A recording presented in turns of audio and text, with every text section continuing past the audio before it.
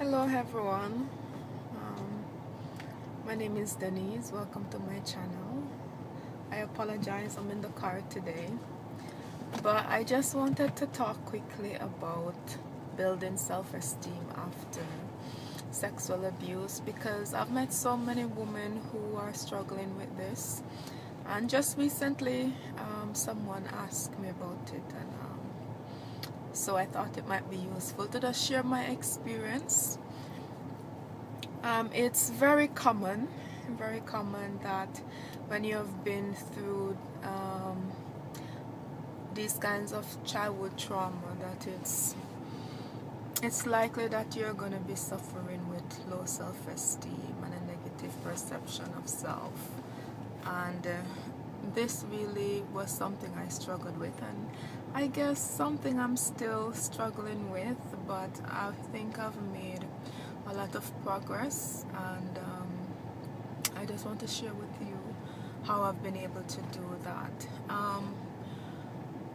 For one thing, when the person who is supposed to love you, protect you, um, teach you how to love yourself and take care of yourself, ends up being the one who hurts you the most and destroy any sense of self and self-love and positivity that you can have about yourself, then it's really hard to come back from that, and you have to really learn how to love yourself. And for a long time I struggled with feeling like I deserve love, like I was worthy of somebody's love and affection and respect, and I was made to feel less than other people, and I think even after people in my community or guys really made me feel like I had no right to refuse them, because I had been abused and I had been used, and they definitely felt as if they had a right to me, and I had no right to refuse them, right? They could have their way, and I should just be grateful be grateful that they even showed any interest in someone like me. But they had another thing coming.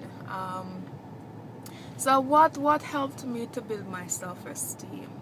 I think it's easy to believe the negative things that people say about you, and for example, the negative things that your abusers would have said, and the things you learned about yourself from what they have done, because they might not say things verbally, but because of their actions, it kind of reinforces certain negative feelings about yourself, and some things that you maybe accept as truth that is not so. So I had to become aware of what these things were. What were the lies that I believed about myself because of what had happened to me? And I had to be cognizant of those things and work to kind of put them aside, and to help myself to understand that these things were actually not the reality. And what helped me was focusing on the positive things that people told me about myself.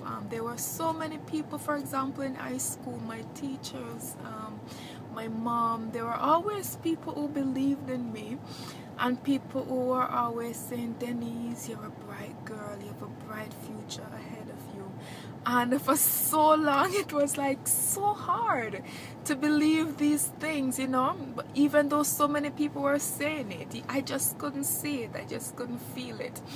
And I think when I tried to allow myself to accept these things, then I started to feel better about myself.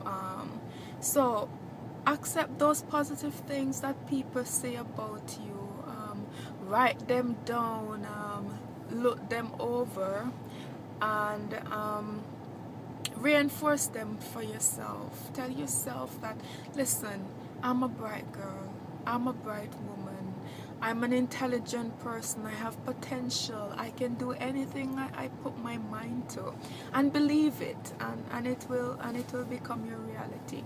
Another thing that helped me was when I began to set goals for myself. And sometimes you can start out with simple things, like, for example, for me, I always wanted to have an education. I wanted to do well in school. I wanted to end the cycle of poverty in my family. I wanted to go to college. And I felt that I couldn't do it because for so long my dad used to tell me that without him I couldn't go to school because my mom wasn't working, you understand, and he was like the financial provider of the family. And so I felt so hopeless in a way that I wouldn't be able to accomplish that goal. But he was wrong. I was able to excel in school. I was able to get a full scholarship in high school. And they paid everything, thank God for that. And when I began to believe in myself and to fight for my future and to really focus on my education, I really excelled in my exams, and I was one of the first students in my year to be accepted to university. And so I knew I was going to university before a lot of my friends, a lot of my classmates. But even when I got to university, it was a struggle, but it helped to achieve those goals, because little by little, as you pass your exams, you go to university, you start to feel, okay, I can do this. And the more you achieve, the more you feel good about yourself, and the more you feel like, okay, maybe I can be somebody, and maybe I am somebody, because guess what, you are somebody. Another thing, the main thing I think that helped me to build my self-esteem was realizing that God loves me. Like, sorry, I'm a Christian, so if you're not a Christian, if you don't believe in God, that's fine, but I'm just gonna share my experience. When it finally hit home for me that, listen, this great creator who had made the heaven and the earth loved me so much that he felt me worthy of him coming to earth and dying for my sake. You know, who was I not to love myself?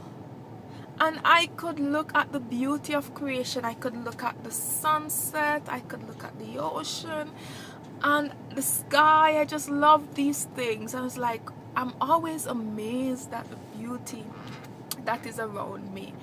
And listen, I am one of God's creation. So as much as the earth is beautiful and there are so many wonders around, I have to believe and come to accept that, listen, I am one of God's wonders, you know. I am one of these miracles that he has made. I am this unique person. There is no other Denise. There is no one else like me, right? I am unique. I am special. I am loved. And so are you. When you can begin to understand that and to accept it, because it has to reach you somewhere deep down, you know, somewhere deep down inside, and begin to register for you that, listen, God loves me. I am worthy of love. I am worthy of love and respect. Then you begin to accept that, and you begin to make decisions that reinforces that. Because I think before that, I was even myself doing a lot of things that just in the end made me feel even worse about myself. I was in relationships that didn't really make me feel good about myself. I was making decisions that didn't make me feel good about myself. But when I started to really accept God's love and to realize that, listen, I need to love myself because God loves me and God thinks I'm worthy of love. So listen, I must be worthy of love. So I began to make different decisions, and the better decisions you make, the more you feel good about yourself, you know. I am worthy of love. I'm a good person. You can forgive yourself of any mistakes you make. We are all humans. We don't always make the right choices. Listen, let them go. Whatever you've done in the past, whatever you decisions you have made that has made you feel so awful and so bad about yourself, forgive yourself.